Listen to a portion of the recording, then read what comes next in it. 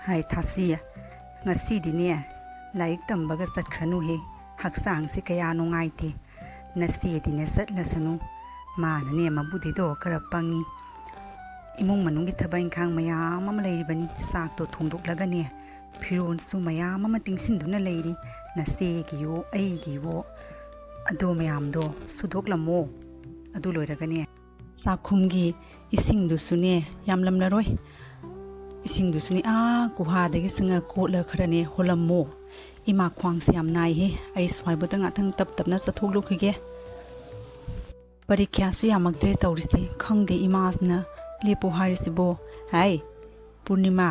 kadai salui no ngalakpadagi lairik laishu pana leigadi leitang awang kha koidana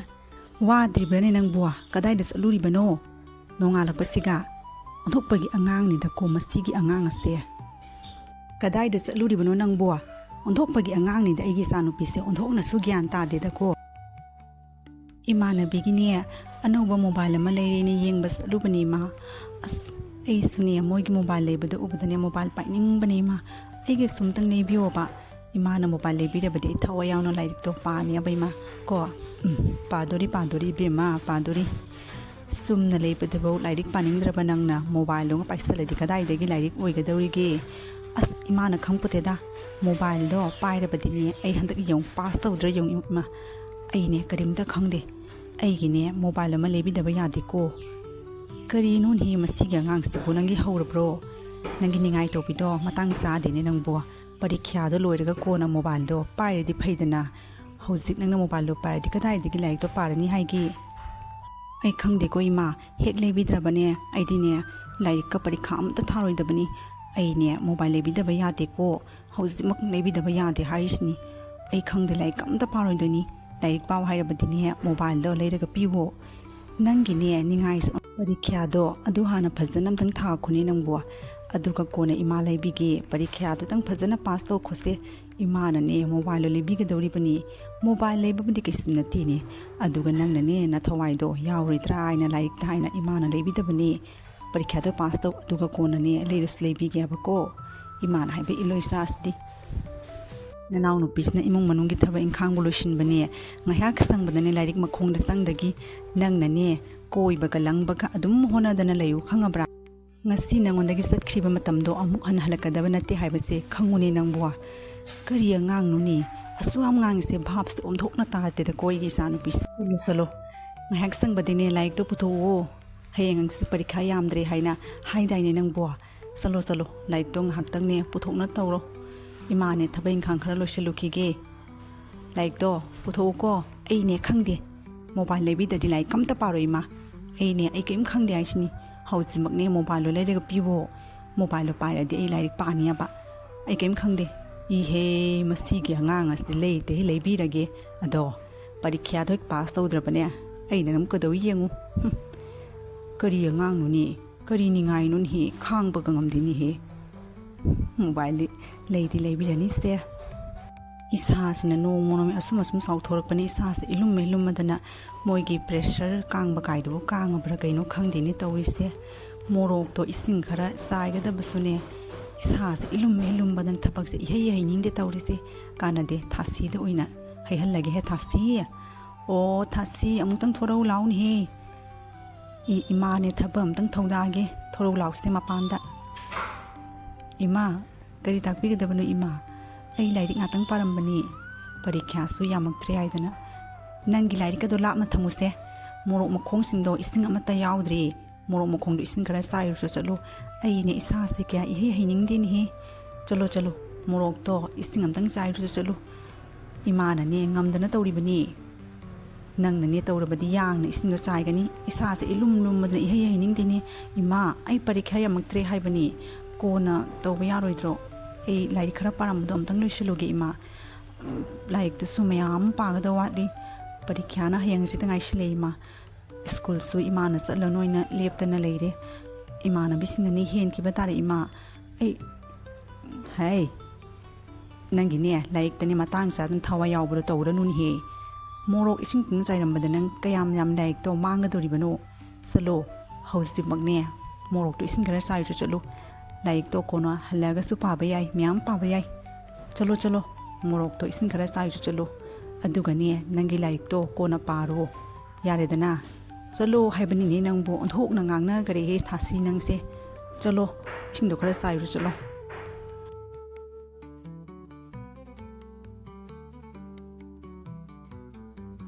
अंथोकनसु फटकीद्रेदा को इमा से अदुनियाबा अदो नंबर से खंगाबनिना हेंगदगिदि एगी नंबर अदु मोरि फोन तौरको अइदि लाइक लोइना फाना लोइरेदा पानिंगाइबु लेत्रि अदुनने लाइक पाबा लोइरेगा नंगोंदा फोन तौरिबनि नंगदि क्याम फारगे ओ होइने फरे फरे अदुदि कोना मोरि सनरसिको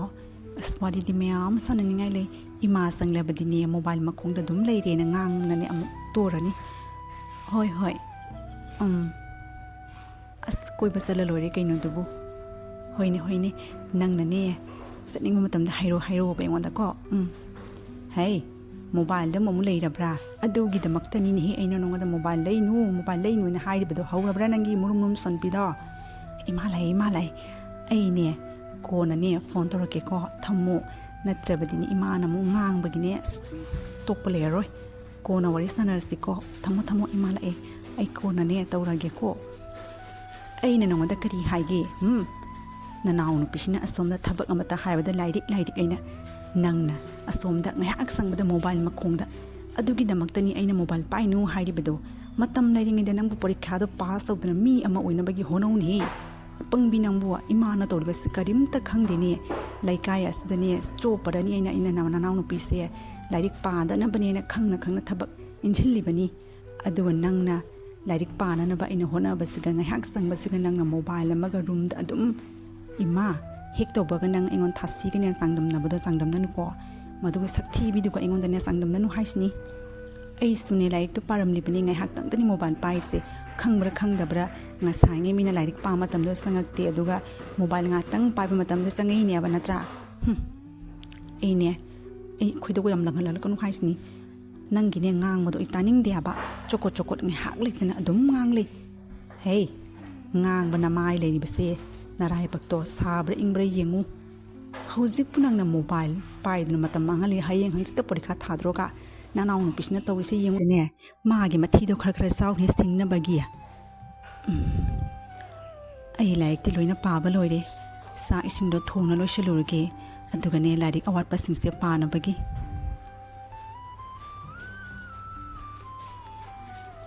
हाय थासी करीनु नंगना असुकना साका थोंगलिसिना नुमिदांगबो ताद्रिङै करीनु नि हे हौजितकी थोंगना थमदि कदाइदगी हावरनि हागे इमा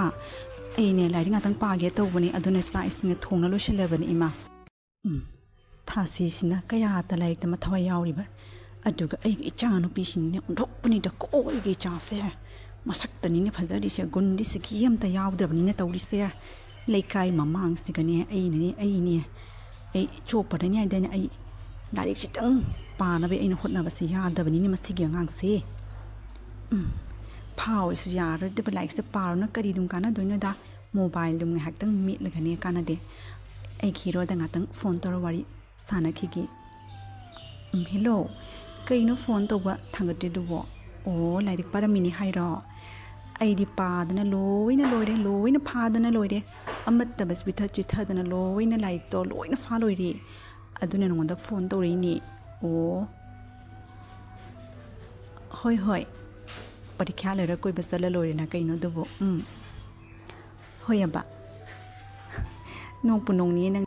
हेमाइ थाबी इकाइ खंगदबी नंग इकाइ खंगदब अंगांग से लेरमोइने हयेंग त परीक्षा थाद्रोगा नंगना थवा सादना मोबाइल ने नंग पिरो मोबाइल लो पाइनु हयेंगदगी नंग मोबाइल पाइबि यारोय खंगब्रा नंग अइना मोबाइल लेरिबसे यामना लानबनि को पूर्णिमा होजमक लाइक पाउखाइ मोबाइल दबिसे ननाउ नुपि थासी सिगी मथि साउनि नकोक तो खरखर सिंगनबगी मसी पुनमकसे थासी सिदगी ngangan bangatani nang khangani ngasi nang imada mana khangna oida padaba tamsalamani aba khangani aba nang thasi nang ngasi nang leramuna थासी नंगने इमादा करी हाइजले नंगी पागदब लाइक तो अदुम पाव करिगिनो नंगने इमादा आई मोबाइल द वारी सनले अदुले न hygiene bro ngai haglek tani imana sangak sangna ino engonda ngani base nasak khuthiduga ai sak phajabasiga nang kale iro ai nasak phajana nipa mayam ingon tanana koina basi ubada nang kale yorangani ne kaino ise punima na ngangi dupo ai di nongmata imada su adugumba wari watai amata sanade ai gi tawhum topa thabak tawraga lairik paduna asum lairi basni imana nangu phahningduna haiba urangani che adumna nganganu hayeng ta porikha oiraga nangna mobile paiduna leirabadi ngang bhai baste masana tabani hey nangna mado ingona takadamarte khangabra Sakthibi nangi na sakse urani aina imanabi miyam yumda khara khara koijarakpadu bo koiraktre ne aina already nahana ne hu thaknara keno sikhrani masak sakta asga lairik pana tawduna nangna lairik phana haina kadawduno nasak tudi yengbadi mata yadre ai khoidine lairik aitrasu sakna dum satpa jaiye khangabro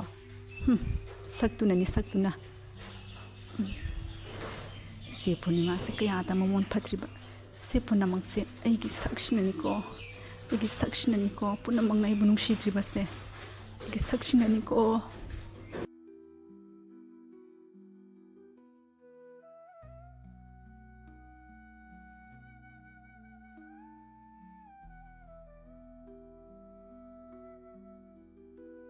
yamna minok maisa kallaba sangsarasda hingduna leiningdre aigi sak asna punamaki yengthina ba haibado oira male ngasidi ising asida chongthaduna hekta thawai se tharage ngasidi asuk yamna nungai taba aigi sak ase puraga ai hingningdre kanadi hojip mangne ising ase chongthaduna thawai se tharage ngasidi karinoni aigi isa se ising da tawkhatuna leirisbo kanano nangbo karigino nangna ibu kallibadi aigi isase isingda tawduna leribase karigino isana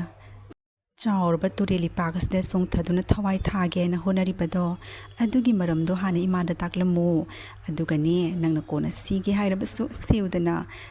kari tawregi imada amutang hayuse karigino isana aduk nauna tureli pagasde songthaduna sige aina honaribadi mina phangamdraba taibang mioi mapoksibu karigino nang tarai na thawai thage haina khalibado imada amutang taklamudana kari tawragi kanana kari hairagi imada ne nangi nungai tabado tammu aibu makhada matang thangdo ekibana loiri adu am kiba nangna asuk phaglaba tureli pakase songthana sigena honari banine fare hojikti makhada thangdarabna tammone aigine Sakthibi asna ingonda kanamta nungsidare aigi yumdasu aigi ichi aigi imanasu thina ngangi aigi apokpi imado leikhitare ima atombiga aigi ichi amaga lei ado aigi sak asna maram oidna isegi mamanabi khara koirakpadusu kanamta koiraktare iskut mahai tamba satpadusu imanabi singna ingonda hekta laknei adu mayamdo ai khangbada ngamdre numit khudingi isena aigi Sakthibi sigi maramda he ngangi asuk tamthireba miut maisa marak sig ai hingduna leningdari adunane ai imagi manakta satlagena tureli pagasthi chongthagena honaripani nangna karige ibu kallibano haima adu kitangi damakta nang tureli pagasne chongtharaga sigena tawriba science technology shom saukhala matam sigabu migi masak phajabasu thianba yari thianbasu phajaba yari nipa nupi onthokpa yara matam sigabu nangna hekta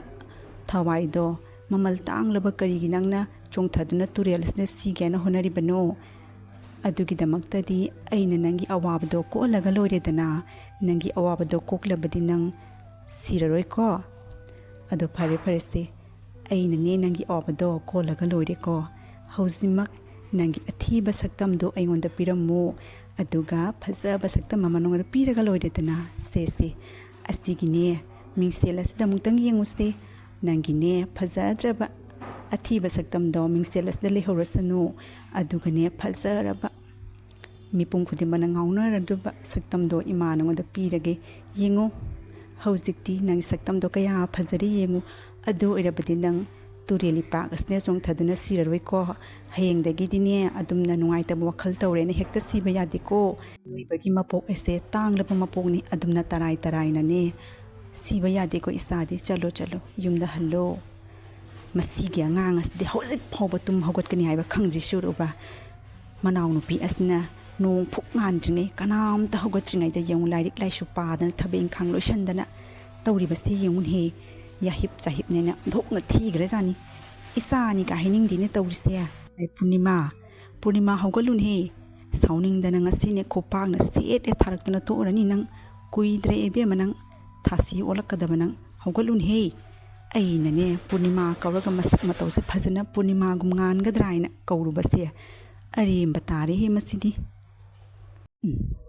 ꯊꯥꯁꯤꯁꯤꯅ ꯌꯦꯡꯉꯨ ꯉꯟꯅ ꯍꯧꯒꯠꯇꯅ ꯊꯕꯛ ꯏꯪꯈꯥꯡ ꯂꯣꯏꯅ ꯂꯣꯏꯁꯤꯟꯗꯅ ꯑꯩꯅꯅꯦ ꯐꯅ ꯀꯟꯅ ꯂꯥꯏꯔꯤꯛꯁꯦ ꯄꯥꯗꯅꯕ ꯍꯣꯠꯅꯕꯅꯤꯅꯦ ꯃꯥꯅ ꯉꯝꯅ ꯑꯗꯨꯝ ꯄꯥꯏꯅꯦ ꯃꯤꯒꯤ ꯐꯕꯨ ꯐꯋꯩꯗꯤ ꯑꯁꯤꯅꯤ ꯍꯥꯏꯅ ꯀꯥꯟꯅꯗꯤ ꯑꯩꯒꯤ ꯏꯆꯥꯅꯨꯄꯤꯁꯤꯅꯅꯦ ꯑꯩꯅ ꯂꯥꯏꯔꯤꯛ ꯉꯥꯏꯍꯥꯛꯇꯪ ꯄꯥꯅꯕ ꯍꯥꯏꯅ ꯍꯣꯠꯅꯕꯁꯦ ꯃꯥꯅ ꯍꯦꯛ ꯉꯝꯅ ꯄꯥꯗꯕ ꯀꯌꯥꯗ ꯈꯦꯠꯅꯔꯤꯕꯅꯣ ꯌꯦꯡꯉꯨꯟꯍꯦ ꯏꯃꯥ ꯉꯁꯤꯗꯤꯅꯦ ꯄꯔꯤꯈ꯭ꯌꯥꯒꯤ ꯔꯤꯖꯜ ꯊꯣꯛꯄ ꯅꯨꯃꯤꯠꯅꯤ ꯍꯩꯃꯥ ꯀꯩꯅꯣꯅꯦ ꯊꯥꯁꯤ ꯅꯠꯇ꯭ꯔꯅꯦ ꯁꯤꯕꯣ ꯑꯩꯕꯨ ꯃꯪꯂ ꯇꯥꯏꯕꯪꯂꯅꯦ ꯊꯥꯁꯤꯒꯤ ꯃꯁꯛꯁꯤꯕꯨ ꯀꯩꯅꯣ ꯉꯁꯤꯗꯤ ꯑꯣꯟꯊꯣꯛꯅ ꯐꯖꯈ꯭ꯔꯦꯗꯀꯣ ꯀꯔꯤꯅꯣꯅꯦ ꯃꯪꯂ ꯍꯥꯔ ꯑꯩꯕꯨ ꯇꯧꯔꯤꯁꯤꯕꯣ ꯀꯩꯗꯧꯔꯒꯦ ꯏꯃꯥ ꯑꯗꯨꯛ ꯃꯨꯟꯅ ꯑꯩꯉꯣꯟꯗ ꯌꯦꯡꯉꯤꯗꯨꯕꯨ ꯀꯔꯤ ꯂꯩꯔꯤꯒꯦ ꯏꯃꯥ ꯑꯩꯒꯤ ꯁꯛꯁꯦ ꯑꯣꯟꯅꯕꯗꯨꯒ ꯅꯪ ꯃꯁꯛ ꯈꯪꯗ꯭ꯔꯕꯣ ꯏꯃꯥ ꯑꯗꯨꯅꯤꯅꯦ ꯊꯥꯁꯤ ꯀꯔꯤꯅꯣ ꯃꯇꯧ ꯀꯔꯝꯅ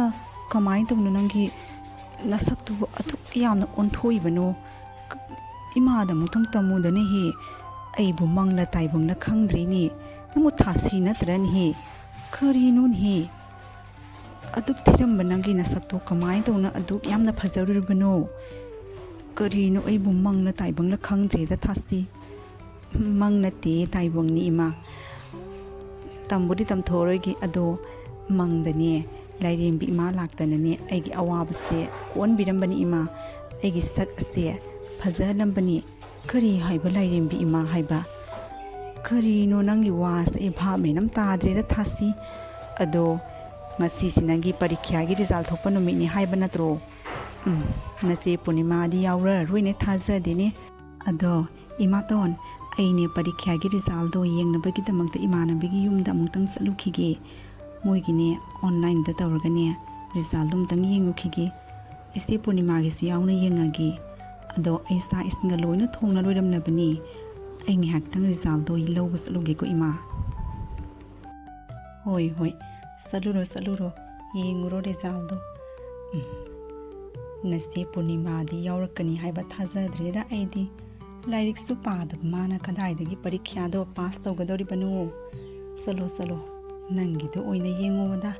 ꯅꯆꯦꯒꯤꯗꯣ ꯌꯦꯡꯗ꯭ꯔꯕꯁꯨ ꯏꯃꯥꯗꯤ ꯈꯪꯉꯤ ꯄꯔꯤꯈ꯭ꯌꯥꯗꯣ ꯌꯥꯎꯔꯔꯣꯏ ꯍꯥꯏꯕꯗꯣ ꯍꯥꯏ ꯄꯨꯔꯅꯤꯃꯥ ꯏꯆꯥꯗꯤ ꯄꯔꯤꯈ꯭ꯌꯥꯗꯣ ꯃꯀꯣꯛ ꯊꯣꯡꯅ ꯄꯥꯁ ꯇꯧꯔꯦ ꯇꯥꯏꯅꯦ ꯆꯨꯝꯃꯕ꯭ꯔꯅꯦ ꯑꯩꯅ ꯅꯪꯉꯣꯟꯗ ꯀꯔꯤ ꯍꯥꯏꯈꯤꯒꯦ ꯄꯔꯤꯈ꯭ꯌꯥꯗꯣ ꯐꯖꯅ ꯅꯤꯡꯊꯤꯅ ꯄꯥꯁ ꯇꯧꯅꯕ ꯂꯥꯏꯔꯤꯛꯇꯣ ꯄꯥꯎꯋꯦꯗꯅ ꯄꯥꯗꯤ ꯄꯥꯅꯤꯡꯗꯦ ꯑꯗꯨꯒ ꯊꯥꯁꯤꯗꯨꯅ ꯄꯔꯤꯈ꯭ꯌꯥꯗꯣ ꯃꯀꯣꯛ ꯊꯣꯡꯅ ꯄꯥꯁ ꯇꯧꯔꯦꯅ ꯍꯔꯥꯎꯅ ꯌꯨꯝꯗ ꯆꯪꯈ꯭ꯔꯦ ꯅꯪꯗꯤ ꯀꯝꯗꯧꯔꯦ ꯃꯣꯕꯥꯏꯜ ꯄꯥꯏꯈꯣꯗꯅ ꯂꯥꯏꯔꯤꯛꯇꯣ ꯑꯝꯇ ꯄꯥꯔꯨꯅꯨ ꯃꯣꯕꯥꯏꯜꯗꯣ ꯀꯣꯜꯂꯒ ꯃꯨꯔꯨꯝ ꯁꯣꯟꯗꯨꯅ ꯂꯩꯔꯨ ꯄꯔꯤꯈ꯭ꯌꯥꯗꯣ ꯃꯔꯥꯏꯅ ꯄꯥꯁ ꯇꯧꯖꯔꯅꯤ ꯅꯪꯕꯨ ꯄꯔꯤꯈ꯭ꯌꯥ ꯅꯤꯡꯊꯤꯅ ꯄꯥꯁ ꯇꯧꯅꯤ ꯃꯣꯕꯥꯏꯜ ꯂꯩꯕꯤꯌꯣꯅ ꯏꯃꯥꯗ ꯍꯥꯏꯈꯤꯗꯥꯏꯅꯦ ꯍꯧꯖꯤꯛꯇꯤ ꯀꯩꯗꯧꯔꯒꯦ ꯏꯃꯥ ꯅꯪꯒꯤ ꯍꯦꯛ ꯇꯧꯕꯒꯅꯦ ꯑꯩꯉꯣꯟꯗ ꯊꯥꯁꯤꯒ ꯆꯥꯡꯗꯝꯅꯅ ꯉꯥꯡꯕꯗꯣ ꯑꯗꯨꯒꯅꯤ ꯑꯩꯅ ꯈꯣꯏꯗꯧ ꯌꯥꯝꯅ ꯂꯪꯈꯠꯂꯤꯁꯦ ꯁꯥꯎꯅꯤꯡꯗꯅꯅꯦ ꯀꯣꯛ ꯍꯦꯛ ꯆꯦꯟꯒꯤꯅ ꯇꯣꯔꯅꯤ ꯑꯩꯒꯤꯅꯦ ꯅꯤꯄꯥꯗꯨꯅꯁꯨꯅ ꯆꯦꯜꯂꯁꯦꯅ ꯇꯛꯄꯅ ꯂꯣꯏꯔꯕꯅꯤ ꯏꯃꯥꯅ ꯌꯥꯝꯅ ꯉꯥꯡꯉꯗꯤꯅꯦ ꯑꯩꯅꯦ ꯆꯦꯟꯈꯤꯗꯣꯏꯅꯤꯀꯣ ꯏꯃꯥ ꯑꯩꯉꯣꯟꯗ ꯌꯥꯝ ꯈꯟꯅ ꯍꯧꯔꯛꯀꯅꯨ ꯈꯣꯏꯗꯧ ꯈꯔ ꯂꯪꯈꯠꯄꯅꯤ ꯀꯔꯤ ꯊꯣꯛꯑꯦꯅ ꯍꯦꯛ ꯇꯧꯔꯒ ꯊꯥꯁꯤꯒ ꯆꯥꯡꯗꯝꯅꯔꯗꯅ ꯑꯩ ꯀꯣꯛ ꯌꯥꯝ ꯁꯥꯏ ꯍꯥꯏ ꯃꯩꯊꯥꯕꯤ ꯅꯃꯥꯏꯗꯣ ꯑꯣꯟꯊꯣꯛꯅꯁꯨ ꯏꯀꯥꯏ ꯈꯪꯗꯦꯗꯀꯣ ꯄꯨꯔꯅꯤꯃꯥ ꯅꯪꯁꯦ ꯃꯍꯩ ꯄꯔꯤꯈ꯭ꯌꯥ ꯄꯥꯁ ꯇꯧꯔꯦꯅ ꯍꯔꯥꯎꯅꯔꯤ ꯅꯪꯅ ꯐꯦꯜ ꯊꯧꯔꯦ ꯀꯔꯤꯗꯤ ꯍꯔꯥꯎꯒꯗꯧꯔꯤꯕꯒꯦ ꯏꯀꯥꯏꯗꯅ ꯇꯨꯃꯤꯟꯅ ꯅꯣꯟꯊꯅ ꯂꯩꯒꯦꯗꯤ ꯂꯩꯇꯉꯤ ꯑꯩꯒꯤ ꯃꯊꯛꯇ ꯆꯤꯟꯊꯛꯇꯒꯁꯨ ꯈꯨꯝꯃꯗꯅ ꯅꯃꯥꯏꯁꯦ ꯑꯣꯟꯊꯣꯛꯅꯁꯨ ꯏꯀꯥꯏ ꯈꯪꯗꯦꯗꯀꯣ ꯅꯪꯕꯨ ꯑꯩꯉꯣꯟꯗ ꯃꯣꯕꯥꯏꯜ ꯂꯩꯕꯤꯌꯨ ꯄꯔꯤꯈ꯭ꯌꯥ ꯄꯥꯁ ꯇꯧꯅꯤ ꯍꯥꯏꯈꯤꯗꯥꯏꯅꯦ ꯀꯔꯤ ꯇꯧꯔꯒꯦ ꯍꯧꯖꯤꯛꯇꯤ ꯏꯃꯥ ꯌꯥꯔꯦ ꯂꯣꯏꯁꯜꯂꯣ ꯑꯩꯅꯦ ꯀꯣꯛꯁꯦ ꯌꯥꯝꯅ ꯁꯥꯏ ꯑꯩ ꯌꯨꯝꯗ ꯆꯪꯉꯤ ꯀꯣꯛꯁꯦ ꯁꯥꯏ ꯀꯥꯏꯅ ꯁꯛꯇꯥꯁꯤꯗꯤ ꯃꯇꯝ ꯈꯔꯅꯤ ꯂꯩꯔꯕ ꯃꯇꯨꯡꯗ ꯍꯥꯏꯔꯤꯕꯤ ꯄꯨꯔꯅꯤꯃꯥ ꯑꯗꯨ ꯃꯥꯒ ꯈꯪꯅꯔꯤꯕ ꯅꯤꯄꯥ ꯑꯗꯨꯗ ꯂꯣꯟꯅ ꯍꯨꯔꯥꯟꯅ ꯆꯦꯟꯈꯤꯔꯝꯃꯤ ꯄꯨꯔꯅꯤꯃꯥ ꯆꯦꯟꯈꯤꯕꯒꯤ ꯄꯥꯎ ꯑꯗꯨ ꯇꯥꯕꯗ ꯃꯃꯥ ꯑꯗꯨꯅ ꯄꯨꯔꯅꯤꯃꯥ ꯑꯗꯨꯒꯤ ꯃꯇꯧ ꯑꯗꯨꯗ ꯄꯨꯔꯅꯤꯃꯥ ꯑꯗꯨꯕꯨ ꯀꯧꯗꯨꯅ ꯀꯞꯈꯤꯔꯝꯃꯤ ꯑꯣꯟꯊꯣꯛꯅꯁꯨ ꯄꯪꯉꯤꯗꯀꯣ ꯑꯩꯒꯤ ꯏꯆꯥꯁꯦ ꯑꯩꯒꯤ ꯅꯤꯡꯕꯁꯦ ꯀꯥꯏꯍꯜꯂꯤꯗꯀꯣ ꯏꯃꯥ ꯂꯣꯏꯁꯜꯂꯣ ꯌꯥꯔꯦ ꯂꯩꯀꯥꯏꯅꯅꯦ ꯌꯦꯡꯗꯨꯅ ꯂꯩꯔꯦ ꯌꯨꯝ ꯃꯅꯨꯡꯗ ꯆꯪꯉꯁꯤꯜꯂꯛꯑꯣ ꯆꯪꯉꯁꯤꯜꯂꯛꯑꯣ ꯍꯥꯏꯕꯅꯤ ꯏꯃꯥ ꯃꯇꯝ ꯈꯔꯅꯤ ꯂꯩꯔ ꯃꯇꯨꯡꯗ ꯈꯪꯗꯦꯅꯤꯍꯦ ꯄꯨꯔꯅꯤꯃꯥ ꯑꯗꯨꯁꯨꯅꯦ ꯃꯋꯥꯗꯣ ꯀꯌꯥ ꯀꯣꯊꯣꯟ ꯆꯥꯗ꯭ꯔ ꯃꯥꯅꯦ ꯆꯥꯕ ꯊꯛꯄꯁꯨ ꯋꯥꯠꯂꯦꯅ ꯇꯥꯏ ꯏꯃꯥ ꯑꯩꯅꯅꯦ ꯅꯍꯥꯟꯃꯨꯛ ꯊꯥꯔꯤꯕ ꯊꯕꯛꯀꯤ ꯑꯩꯅ ꯏꯟꯇꯔꯚ꯭ꯌꯨ ꯑꯃ ꯊꯥꯏ ꯍꯥꯏꯕꯗꯣ ꯏꯟꯇꯔꯚ꯭ꯌꯨꯗꯨꯒ ꯏꯃꯥ ꯑꯩ ꯈꯜꯂꯛꯂꯦ ꯑꯩ ꯍꯔꯥꯎꯕꯅ ꯂꯣꯏꯔꯦ ꯏꯃꯥ ꯊꯥꯁꯤꯁꯦ ꯃꯥꯅ ꯍꯦꯛ ꯉꯝꯅ ꯍꯣꯠꯅꯖꯗꯅ ꯃꯈꯣꯡꯅ ꯂꯦꯞꯆꯕ ꯍꯥꯏꯕꯗꯣ ꯍꯦꯛ ꯑꯣꯏꯗꯀꯣ ꯑꯁꯤꯅꯤꯗꯅ ꯏꯅꯥꯎ ꯉꯁꯤ ꯏꯅꯥꯎꯒꯤ ꯌꯨꯝꯗ ꯑꯩꯅ ꯂꯥꯛꯂꯤꯕꯁꯦ ꯈꯪꯉꯝꯒꯅꯤ ꯊꯥꯁꯤ ꯑꯃꯗꯤ ꯑꯩꯒꯤ ꯏꯆꯥꯅꯨꯄꯥꯒꯤ ꯃꯔꯝꯗ ꯋꯥꯔꯤ ꯁꯥꯟꯅꯒꯦꯅ ꯂꯥꯛꯄꯅꯤ ꯃꯈꯣꯏ ꯃꯁꯦꯟ ꯑꯃꯒꯁꯨ ꯌꯥꯅꯖꯩ ꯑꯗꯨꯒ ꯍꯧꯖꯤꯛꯇꯤ ꯃꯁꯥ ꯃꯁꯥꯅ ꯊꯕꯛ ꯃꯆꯥ ꯑꯃꯃꯝ ꯇꯧꯖꯔꯕꯅꯤꯅ ꯃꯇꯤꯛꯁꯨ ꯆꯥꯔꯦ ꯂꯨꯍꯣꯡ ꯈꯣꯡꯗꯣꯡꯕꯒꯤ ꯃꯇꯝ ꯌꯧꯔꯦ ꯍꯥꯏꯅ ꯊꯥꯁꯤꯗꯣ ꯏꯃꯧ ꯅꯨꯄꯤ ꯑꯣꯏꯒꯦꯅ ꯍꯥꯏꯖꯕ ꯂꯥꯛꯂꯤꯕꯅꯤ ꯂꯥꯏ ꯌꯥꯍꯧꯕꯒꯅꯤ ꯑꯐꯕ ꯗꯤꯟ ꯀꯥꯟ ꯑꯃ ꯌꯦꯡꯗꯨꯅ ꯂꯨꯍꯣꯡꯅꯕꯒꯤ ꯇꯧꯁꯤ ꯍꯧꯖꯤꯛꯇꯤ ꯉꯥꯏꯁꯦ ꯅꯥꯏꯗꯣ ꯑꯣꯏꯔꯕꯅꯤꯅ ꯑꯋꯥꯠꯄ ꯀꯔꯤ ꯄꯨꯝꯅꯃꯛꯇꯣ ꯂꯣꯏꯅ ꯇꯥꯟꯅꯗꯅꯅꯦ ꯐꯖꯍꯟꯅꯕꯒꯤ ꯇꯧꯁꯤ ꯑꯩꯁꯨ ꯏꯆꯥꯅꯤꯄꯥ ꯏꯊꯟꯇꯅꯤ ꯃꯌꯥꯝ ꯃꯃꯥꯡꯗ ꯆꯥꯎꯅ ꯂꯨꯍꯣꯡꯒꯗꯧꯔꯤꯕꯅꯤ ꯊꯥꯁꯤꯗꯣ ꯏꯃꯧ ꯅꯨꯄꯤ ꯑꯣꯏꯅ ꯑꯣꯏꯖꯔꯒꯦ ꯍꯥꯏꯗꯨꯅꯅꯦ ꯅꯪꯒꯤ ꯃꯐꯝꯗ ꯂꯥꯛꯂꯤꯕꯅꯤ ꯑꯗꯣ ꯑꯐꯕ ꯗꯤꯟ ꯀꯥꯟ ꯑꯃ ꯌꯦꯡꯗꯅꯅꯦ ꯂꯨꯍꯣꯡꯅꯕꯒꯤ ꯇꯧꯔꯁꯤꯀꯣ ꯑꯋꯥꯠꯄ ꯋꯥꯔꯤ ꯈꯨꯗꯤꯡꯃꯛ ꯃꯣꯕꯥꯏꯜꯗ ꯑꯣꯏꯅ ꯑꯃꯨꯛ ꯁꯥꯟꯅꯔꯁꯤ ꯐꯔꯦ ꯉꯁꯤꯒꯤꯗꯤ ꯑꯩꯈꯣꯏ ꯍꯜꯂꯒꯦꯀꯣ ꯑꯗꯣ ꯀꯔꯤꯝꯇ ꯑꯋꯥꯠꯄ ꯂꯩꯍꯟꯗꯅꯕꯒꯤ ꯍꯣꯠꯅꯁꯤꯀꯣ ꯑꯋꯥꯠ ꯑꯄꯥ ꯈꯨꯗꯤꯡꯃꯛꯇꯣ ꯇꯥꯊꯣꯛ ꯇꯥꯁꯤꯟ ꯇꯧꯅ ꯐꯖꯍꯟꯅꯕꯒꯤ ꯍꯣꯠꯅꯁꯤ ꯐꯔꯦ ꯑꯩꯁꯨꯅꯦ ꯌꯨꯝꯗ ꯍꯜꯂꯒꯅꯦ ꯀꯔꯤꯅꯣ ꯂꯨꯍꯣꯡꯅꯕꯒꯤ ꯊꯧꯔꯥꯡ ꯇꯧꯔꯨꯈꯤꯒꯦ ꯄꯨꯔꯅꯤꯃꯥ ꯀꯩꯗꯧꯔꯦ ꯐꯣꯟ ꯇꯧꯔꯛꯂꯕꯗꯤ ꯅꯅꯥꯎꯅꯨꯄꯤ ꯊꯥꯁꯤꯒꯤ ꯂꯨꯍꯣꯡꯕꯒꯤ ꯃꯇꯝꯁꯨ ꯂꯦꯞꯂꯦꯗꯣ ꯃꯁꯥꯃꯛ ꯊꯕꯛ ꯑꯃꯃꯝ ꯇꯧꯖꯔꯕꯅꯤꯅ ꯆꯥꯎꯅ ꯂꯨꯍꯣꯡꯅꯕꯒꯤ ꯍꯥꯏꯗꯨꯅ ꯋꯥꯔꯤ ꯋꯥꯇꯥꯏ ꯁꯥꯟꯅꯔꯦ ꯀꯔꯤ ꯍꯥꯏꯕ ꯅꯪꯒꯤ ꯅꯤꯄꯥꯅ ꯌꯨ ꯊꯛꯆꯤꯜꯂꯒ ꯐꯨ ꯆꯩꯅ ꯇꯧꯏ ꯍꯥꯏꯕ ꯑꯗꯨꯅꯤꯗꯣ ꯏꯃꯥꯅ ꯃꯇꯝ ꯂꯩꯔꯤꯉꯩꯗ ꯉꯥꯎꯁꯤꯟꯅꯒꯅꯨ ꯅꯪꯅ ꯁꯅꯥꯅꯤ ꯈꯜꯂꯤꯕꯗꯣ ꯀꯣꯔꯤ ꯑꯣꯏꯔꯝꯒꯅꯤ ꯍꯥꯏꯅ ꯑꯩꯅ ꯍꯥꯏꯈꯤꯕꯗꯣ ꯍꯧꯖꯤꯛꯇꯤ ꯏꯃꯥꯒꯤ ꯃꯆꯤꯟꯗ ꯄꯣꯛ ꯂꯥꯎꯅ ꯇꯥꯔꯕ꯭ꯔꯥ ꯑꯗꯣ ꯏꯃꯥ ꯑꯩꯅ ꯌꯨꯝꯗ ꯌꯥꯝꯅ ꯂꯥꯛꯅꯤꯡꯉꯤ ꯊꯥꯁꯤꯒꯤ ꯂꯨꯍꯣꯡꯕꯁꯨ ꯌꯥꯎꯅꯤꯡꯉꯤ ꯑꯗꯣ ꯑꯩꯒꯤ ꯁꯅꯥ ꯂꯤꯛꯀꯣꯟꯉꯩꯗꯤ ꯌꯨꯝꯗꯩ ꯈꯔ ꯄꯤꯔꯛꯄꯗꯨꯁꯨ ꯂꯣꯏꯅ ꯃꯥꯅ ꯌꯨ ꯊꯛꯇꯣꯛꯇꯨꯅ ꯊꯝꯗꯣꯛꯇꯨꯅ ꯌꯣꯟꯊꯣꯛꯇꯨꯅ ꯂꯣꯏꯁꯤꯟꯈ꯭ꯔꯦ ꯏꯃꯥ ꯀꯔꯝꯅ ꯂꯨꯍꯣꯡꯕꯗꯣ ꯌꯥꯎꯒꯅꯤ ꯏꯃꯥ ꯑꯩ ꯌꯨꯝꯗ ꯌꯥꯝꯅ ꯂꯥꯛꯅꯤꯡꯉꯤ ꯏꯃꯥ ꯑꯩ ꯃꯁꯤꯒꯩꯁꯤꯒ ꯂꯩꯅꯤꯡꯗꯔꯤ ꯌꯨꯝꯗ ꯂꯥꯛꯀꯦ ꯏꯃꯥ ꯂꯥꯛꯅꯤꯡꯉꯥꯏꯗꯅꯅꯦ ꯅꯪ ꯈꯟꯅ ꯆꯩꯅꯗꯨꯅ ꯌꯨꯝꯗ ꯂꯥꯛꯄ ꯌꯥꯗꯦ ꯅꯅꯥꯎ ꯅꯨꯄꯤꯁꯤꯒꯤ ꯂꯨꯍꯣꯡꯕ ꯂꯣꯏꯗ꯭ꯔꯤ ꯐꯥꯎꯕꯗꯤꯅꯦ ꯈꯟꯅ ꯆꯩꯅꯗꯨꯅ ꯍꯜꯂꯛꯄ ꯌꯥꯗꯦꯀꯣ ꯅꯪꯒꯤ ꯅꯥꯆꯣꯝꯕꯨꯗꯤ ꯊꯥꯁꯤꯅ ꯃꯥꯒꯤ ꯁꯥꯕ ꯃꯇꯝꯗ ꯅꯪꯒꯤꯁꯨ ꯌꯥꯎꯅ ꯁꯥꯕꯅꯤ ꯏꯃꯥꯅ ꯅꯉꯣꯟꯗ ꯍꯥꯏꯕ ꯀꯥꯎꯏ ꯑꯗꯣ ꯅꯣꯏꯒꯤ ꯊꯧꯗꯣꯛꯁꯤꯒꯗꯤ ꯅꯉꯣꯟꯗ ꯄꯤꯔꯛꯄꯕꯨ ꯇꯜꯂꯦꯅꯦ ꯂꯨꯍꯣꯡꯕ ꯃꯇꯝꯗꯅꯦ ꯂꯥꯛꯑꯒ ꯁꯤꯒ ꯑꯣꯏꯅ ꯅꯥꯆꯣꯝꯗꯣ ꯆꯤꯜꯂꯔꯣ ꯑꯗꯣ ꯅꯪ ꯌꯨꯝꯗ ꯂꯥꯛꯄꯗꯤ ꯌꯥꯗꯦꯀꯣ ꯈꯟꯅ ꯆꯩꯅꯅ ꯍꯣꯏ ꯏꯃꯥ ꯑꯩꯅꯦ ꯊꯥꯁꯤꯒꯤ ꯂꯨꯍꯣꯡꯕꯗꯣ ꯌꯥꯎꯕ ꯁꯣꯏꯗꯅ ꯂꯥꯛꯀꯅꯤ ꯏꯃꯥ ꯐꯔꯦ ꯏꯃꯥ ꯊꯝꯃꯒꯦ ꯑꯣꯟꯊꯣꯛꯄꯅꯤꯗ ꯑꯩꯒꯤ ꯏꯆꯥꯅꯨꯄꯤꯒꯤ ꯃꯔꯥꯏꯕꯛꯁꯦ ꯍꯨꯏꯒꯤ ꯗꯣꯂꯥꯏꯗ ꯇꯣꯡꯉꯨ ꯍꯥꯏꯒ ꯊꯤꯀꯣꯝꯗ ꯆꯣꯡꯗꯦ ꯍꯥꯏꯕꯗꯣ ꯍꯦꯛꯇ ꯇꯥꯏꯗꯀꯣ ꯑꯩꯒꯤ ꯏꯆꯥꯒꯤ ꯃꯔꯥꯏꯕꯛꯁꯦ ꯄꯨꯝꯅꯃꯛꯁꯦ ꯑꯩꯅ ꯁꯛ ꯐꯖꯩ ꯍꯥꯏꯗꯅ ꯅꯥꯄꯜ ꯇꯧꯔꯨꯕꯒꯤꯅꯤꯀꯣ ꯏꯃꯥꯅ ꯍꯥꯏꯕ ꯏꯟꯗꯕꯒꯤ ꯑꯩ ꯋꯥꯖꯕꯅꯤꯀꯣ